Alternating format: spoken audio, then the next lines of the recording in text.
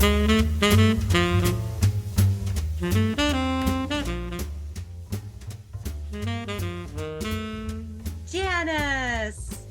Hello, Kimberly. it's so good to see you again. It's been like far too long, like a whole solid year. Has it been that long? How I does that think. possible? I know. The pandemic squished time. So It we don't did. know when it was 2020, 2020. It's just all squished together It's, into one yes, big Netflix festival of fun. totally. Well, and you've been busy. I mean, if I think about you, Janice, throughout this pandemic, you have released at least two e-courses I know of, and this new book, Spiritual Retreat at Home. Love this title, a guided journal to help you strengthen intuition, release stress, and create your best life. So you've been kind of busy. I have been kind of busy. One thing about the pandemic and things being closed is that there are less ways to distract oneself with the outside world. So the internal, I mean, this has just been a festival for introverts, and I am definitely introverted. So I had great expanses of time to concentrate when my daughter was not home from school because school was closed, in between that time. But I have been busy, delightfully so. I feel like the more silence we have, the more we solve things in our own brains and the more action we are able to take. Yes. And you've been busy like creating these beautiful things, right? I mean, you actually released another book too. I completely I skipped did. that one, right? Well, yeah, I released that in spring 2020, and then Kimberly, you know what happened? I'll tell you what happened. Okay, you know that I have always been a morning page person and writing in my journal all the time. And someone sent me a message about that saying, "How do you get ahead? How do you you write in your journal every day, but then she just has piles of journals." And I'm like, okay, I know how to do that. And I haven't been very good at that. I've been writing in my own journal, but I haven't been organizing it. So I did create a course called Organizing Content, how to go through your journals and organize everything and actually pull out the gems so that you can make the thing, making the thing, a finished thing.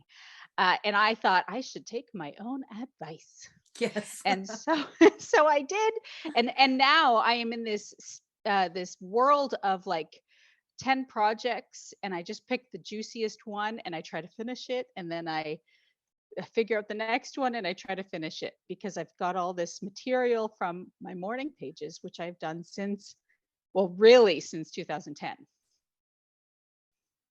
Yeah, no, it's great. It's fun to think of because I do feel like you mentioned that in Paris Letters that that's how you pulled, some of the pieces together, right? Is mining your journals. There's so much in there. But tell us about your new book. Like this is so exciting, Spiritual Retreat at Home. And I've led virtual retreats since maybe like 2016 and I just love the idea of retreating at home, right? Because sometimes we think, oh, I need to sign up for this week away in Bali or, something that's like super exotic or even a day away. And it's like, what if you were able to go through this process at home? So I love that you have pulled this together. So please tell us, like, what led you to write this new book? Well, part of the pandemic, very simply. It was a trying time. It was a trying time for people, for just as a society, just trying to get through the pandemic and, people dying and people being afraid. And then slammed, right when we're at the end, we're slammed with Omicron. And then at the end of that, are slammed with this Ukrainian business and just slammed and slammed and slammed. And I felt like I'm on edge. I could only watch like Golden Girls and gardening shows on TV. Like I lost the ability to have emotional range because I thought if I get into any bit of discomfort, I'm going to fall apart. I was so sensitive. I am so sensitive, but I became extra sensitive. And I thought I need a spiritual retreat. But where am I going to get that? I got social obligations here. I'm running my kid back and forth and to school and all that stuff.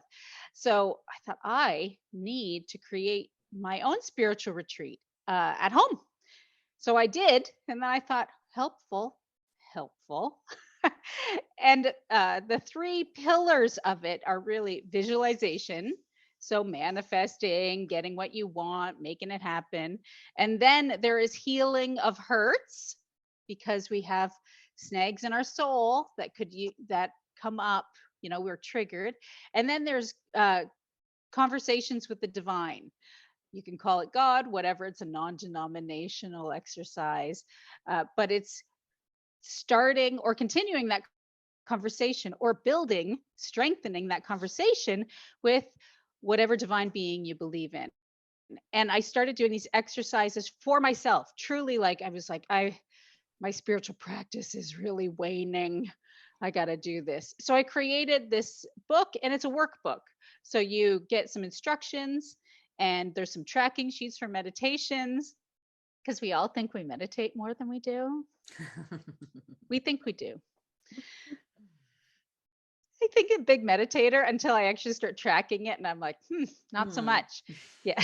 you know, but you are a big meditator when you have a tracking sheet, Mhm. because then you're like, I want to cross that off. I want to check that off, or color that in, or give myself a gold star on that day. So I created this processes, and there's it's only 3 exercises, but if you do each of them 10 at a time, then you have a month of a spiritual retreat. Or you do it when you're triggered, or you do it when you're having a quiet day, or you just do it for fun when you have time. So I found it helpful, and that's why I created it, and I'm super psyched about it, because people are sending me messages. It's really working. It's really working. I'm like, that's great. I'm so glad. It worked for me. I don't know if it would work for everyone, but people are loving it. That's great. That's great. Right. Because, yeah, sometimes we're like, oh, this is working for me. And then it's nice to see, like, all right, it actually has an effect on others. So let's talk a little bit, because I love these 3 pillars, right? The visioning dreams into being, healing hurts and triggers, and conversations with spirit guides. So tell us a little bit about how our listeners can vision their dreams into being, because that's what we want. Well, yes. And okay, the visioning exercise is there's you could do it 10 times. So you do it once about whatever's happening for you. So the trigger is, I feel fat. I feel overweight and floppy, and not like I wish my body felt. So why is that? So we go through this exercise, because we think to ourselves, well, why aren't we where we want to be? Well, because you might find that there's a fear of getting skinny, because then you're going to attract attention that you don't know how to deal with. I mean, this is just an example, right? But it's a common example. It's common. People are always like, "Oh, my body isn't where I want it to be." So maybe you would get you're not fearing being thin, or fearing losing weight. You're fearing negative attention. And then you ask yourself, how could I handle it? Could I handle that? And if not, how could I get to the point where I could handle that? Or what would I do? And then what tools do I need in order to get to the point of being able to handle the result of manifesting what I think I want? For example, for Yeah. example. Uh, and then you could do it again, but you could be like, I feel creatively stifled. Why do I feel creatively stifled? Well, because I don't, you think to yourself, it's just because I don't have time, or I'm tired, but maybe you don't want to attract jealousy. Yeah, maybe there's a trigger about jealousy, and then you go back in time and go, well, when did I feel that uncomfortable feeling? And work through that process. I think I'm going to the second section, which is hurts. But anyway, they're related, they're related. It's all part of it. It's all part of it. And then you go, okay, the jealousy, when have I felt this? Or when have I received somebody being jealous of me? And how does that feel? And if I were to create the thing that I want to create, and if it is wildly successful, Can I handle the jealousy? Or any reactions like that that are uncomfortable. And so we just work through the process during the visualization. And then there's things you can do. What can I do creatively to get myself closer to that goal? What can I do to, release the weight that I want to release? Just little things every day, little action steps that you can take in order to visualize your dream into being. And sometimes you go through the exercise and go, you know what? Thought I wanted it. Don't, because I have no interest in taking one of those action steps at Mm, all. Oh, I'm going to just release that. Turns out, turns out I don't want that. mhm. And you think it, and that can also be like this want that you had at 17 and it's just been hanging out in there. But now you're older and you're wiser and your life is different and it's not what you thought you wanted. Mhm. Like people who want to write a book and then don't want to write, Right, right. for They want the book example. to be written. Yes, yes. Well, Oh, they want the yes. glory. They want the Right. glory. And then Glory. yeah, Right? exactly. You're looking at the glory. Here I am. Um but the they want some sort of glory. Well, and then look at that. Why do you want that glory? Is it because you did never felt that feeling? Or is it because you did feel that feeling? Like what if you were in high school and you were the popular person and you did have that glory and then you want that again? You, and then you go, "Oh, that was just my 17-year-old self. I'm over it." But people who want to write a book and then don't write want something else. They don't want the book. Mhm. If they wanted the book, Mhm. they'd write the book. Yeah. No, I love this. I think it's such a good reminder, this piece on, okay, and I like the way you phrase it, visioning dreams into being, right? Because it's one thing to have dreams, we all have dreams, and it's funny, I was just even meeting with someone who was my supervisor in one of my social work internships, and we were talking, she's maybe not quite 10 years older, but she's like nearing retirement, right? And we were like, future self, what do we want? And it's like, why is that so hard to answer? Yeah, we have like dreams. I want to write a book, right? Or I want to move to the country, I don't know, whatever.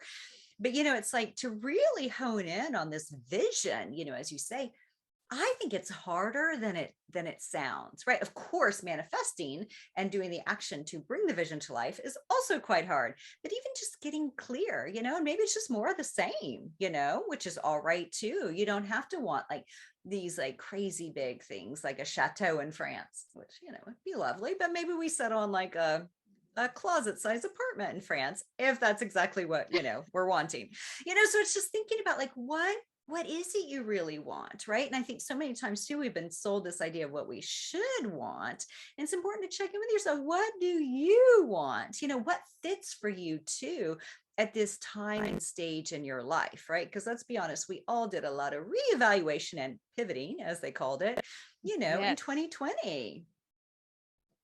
Pivoting. Oh yes. I feel for some people.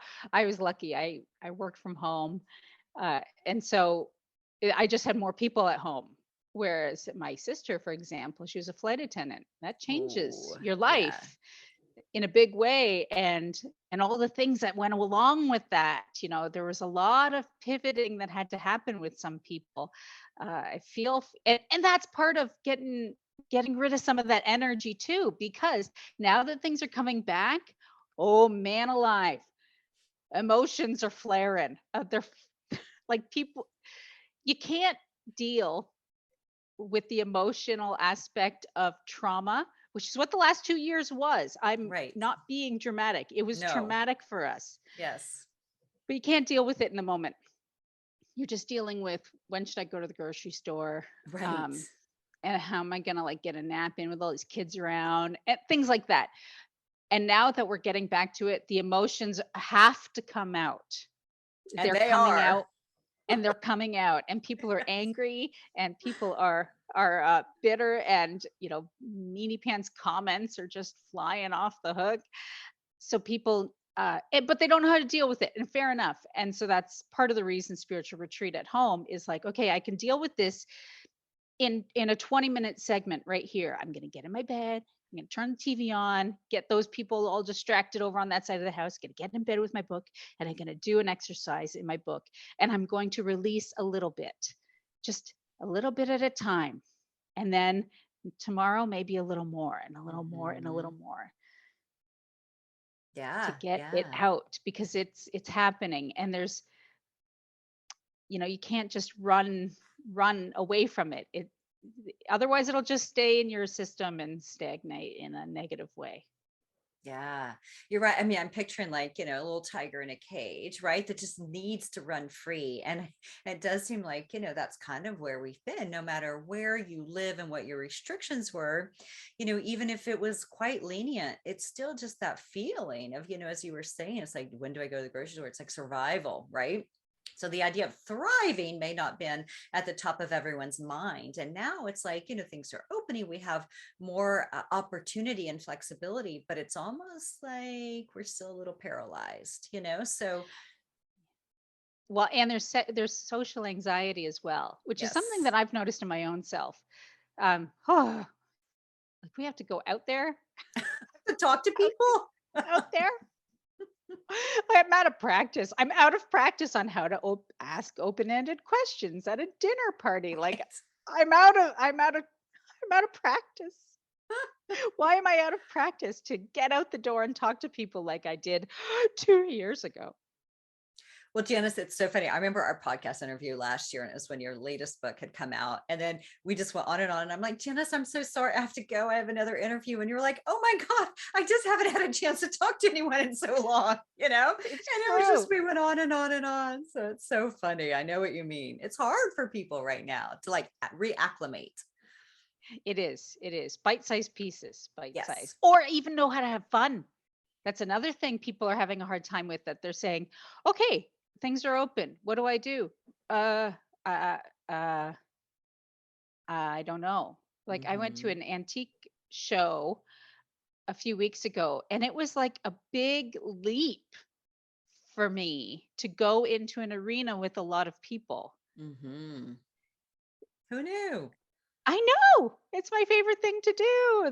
These little outings and events. And yeah, I was okay, we're doing this. We're doing this. I put my mask on. It felt better. I felt better to be in there with my mask on. Crazy, because 2 years ago we felt like so uncomfortable wearing a mask. And Right. life is such a strange turn of events. But slowly, slowly, slowly. And so that spiritual retreat at home does help with that. Yes. Well, even just thinking of you putting on your mask and going to the antique show, it's like, okay, exposure therapy, right, to a degree. And even like these, the spiritual retreat recipe, which I've got over here in front of me, right? It's like, this is also, these are practices. These are like slowly beginning to kind of like put on your oxygen mask of sorts to set yourself up for success of like being back out in the world and in a way in which you want to show up. So let's talk about, if it's okay, like the recipe that you've created. Will you share that with us? Oh, which one? Visualizing or all three? What do you It's mean? a 30-day spiritual retreat recipe, right? So each Oh, day okay. for 30 days, do either a 5-minute Yeah. meditation, 20-minute meditation, or moving meditation. You're Oh, like, yeah, what yeah. was it I I wrote? know. Because it Which was one do you want? What genius. do you want to know? Are we going to do it right now? Close your eyes. Take a deep breath. No. Okay. I will just tell you that a basic, the basic recipe, and the details, of course, are in the book. Okay. Yes, But yes. truly, the basic recipe is do a meditation in the day. And that is 5 minutes. Set your alarm on your phone, 5 minutes, close your eyes, take a deep breath.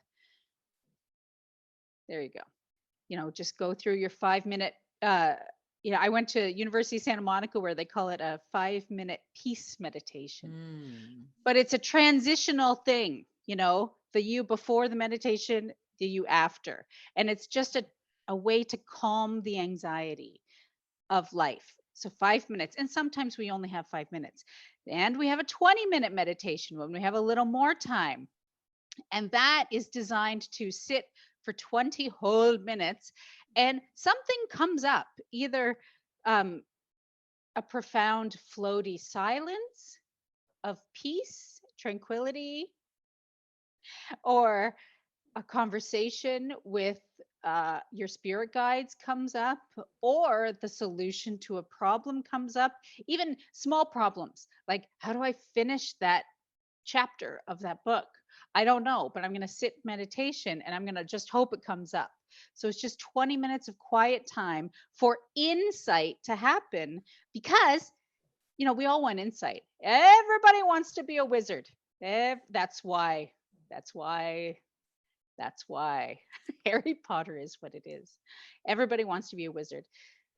But this is how we can do that, right? We have insight that brings the solutions our way. So we have these meditations, and also a moving meditation. So I call it a walking meditation because I usually walk in my meditation, but it can be movement. So I'm going to go out to the garden and I'm going to just putter in the garden quietly without any noise for a few minutes. And that brings on other solutions. It's the same principle as taking a shower and getting an idea. A lot, we've all been through that. It's the same idea. So those are our three meditations. And then you also do one of the exercises. So visualization, or healing of hurts, or conversations with your spirit guides. And the conversations are conversations you write down, as in a dialogue or a script. You ask a question, you write an answer, and if it's loving and insightful, you don't want it to be blamey, because there's critics inside of all of us. We all have those two wolves. So we have to kind of learn how to distinguish between criticizing, judgmental, historic, parent hurt, and divine guidance. So those are the three. So it's 3 kinds of meditations and 3 kinds of exercises. And you do 2 of them in whatever format works in your day. And you try to do it for the month. You try to do it for a month. Sometimes you get a good week and you're like, good for a while. And then a month later, you do another good week. Right? Because what do they say? It takes 21, 28 days, all these different things to create a habit. And so they say that. Yeah. I think it takes 100 days. Oh my God. I think it takes years.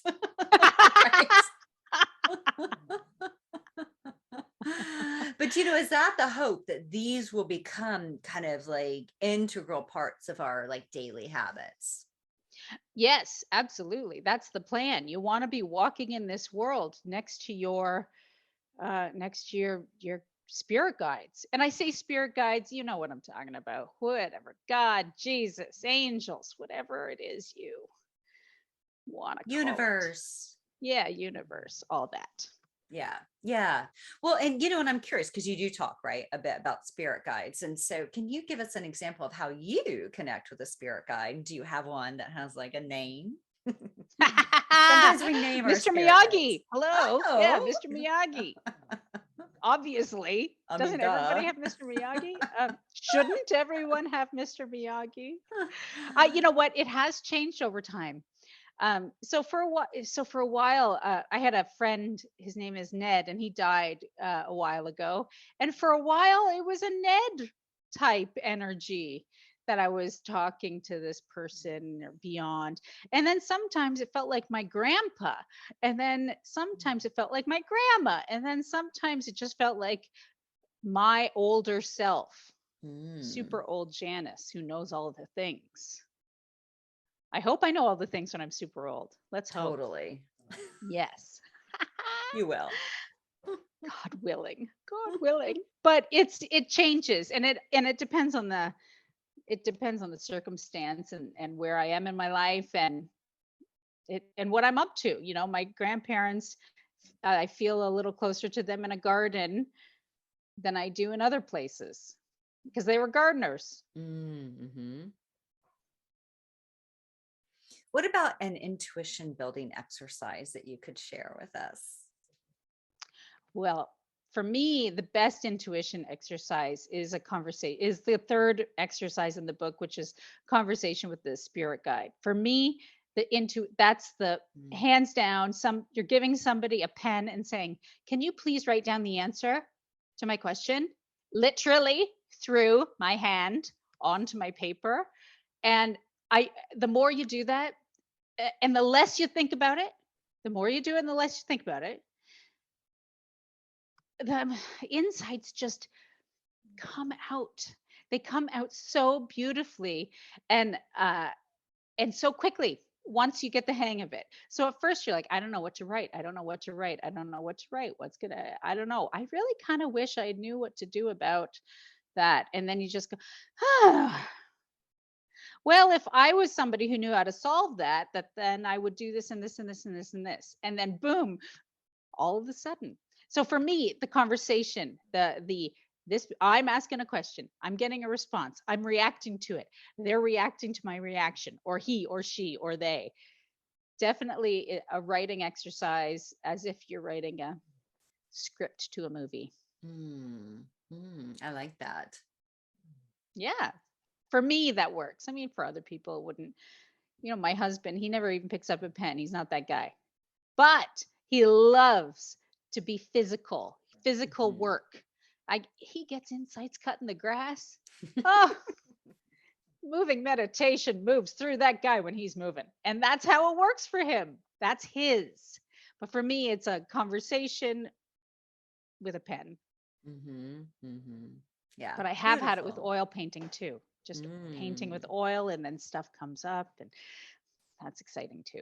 Yeah, any creative expression, mowing the grass, painting, writing, bathing, right? Yes. So yeah. For sure. Well, before I ask you my last question, Janice, is what are you working on now? What's next for you? Oh, Kimberly, there's so much You're like, in the hopper. let me There's count thy ways. so much in the hopper. Well, part of it is I self-published this book, and I self-published it because the last time you and I were talking, we were, I was talking about my writing courses and how I traditionally published, and I know you had done some self-publishing, and when I first tried it years ago, it was Create Space on Amazon, and it was complicated for me because my skills weren't there, and also Amazon's skills weren't there. Like it was clunky and weird, and it made me tired. But my skills since have grown, and also Amazon's skills have grown. Yes. And also in the world, there's easier ways to lay pages out and get your ideas out there, more beautiful stuff. So I am working on a series of books, partly all of my gems from all of my journal writing. I have now collected, and they're all in these beautiful little piles, and I'm making beautiful books. And it's great fun. It is great fun. And I think that finally I am at this place where actually self-publishing, which I poo-pooed. I did. I poo-pooed it. It was too hard for me. Self-publishing certain things, not everything. If you want your book in a bookstore, then self-publishing isn't necessarily for you. But if it's a workbook like this, then, it's possible. So I love these workbooks, and I'm going to try to do a whole series of them. That's my new plan. Love it. Love it. So we'll have you back for your next workbook. Oh, very you cool. Got it. It's happening. I think we've had you on for every book so far. So when I see a new one comes out, I'm like, Janice, hey. I'm here. It's such a delight to talk to you too. It's always fun. Well, Janice, I put makeup on for you. Oh my gosh. I feel very honored. Well, and what's funny, Janice, I had a dental procedure this morning. So earlier, this part of my mouth was numb, and I was like, I'm still wearing lipstick, and I had it like kind of all over. So I fixed my lipstick for you in case that helps. I do appreciate that. Thank you. It was not pretty. So my last question for you, of course, you know this one, right? The name of the podcast, Tranquility du Jour. And I'm curious how you're finding tranquility in your life right now, without all the changes, all the shifts. I'm finding it in my garden. I find that just digging and moving turf and picking up the wheelbarrow and heavy things it's fun for me. And I feel like quiet pockets of time. I just planted some seeds this morning. I mean, it's just like, oh, I'm waiting for that thing to upload. I'm going to go plant something. I'm going to go pull some weeds. For me, it's right now, it's in my garden. I like that little, and it's right here. The garden is right next to the back door. So it's in, out, in, out, in, out, in, out all day long. I feel like I'm gardening all day long, but only in like 3-minute increments. But it does work.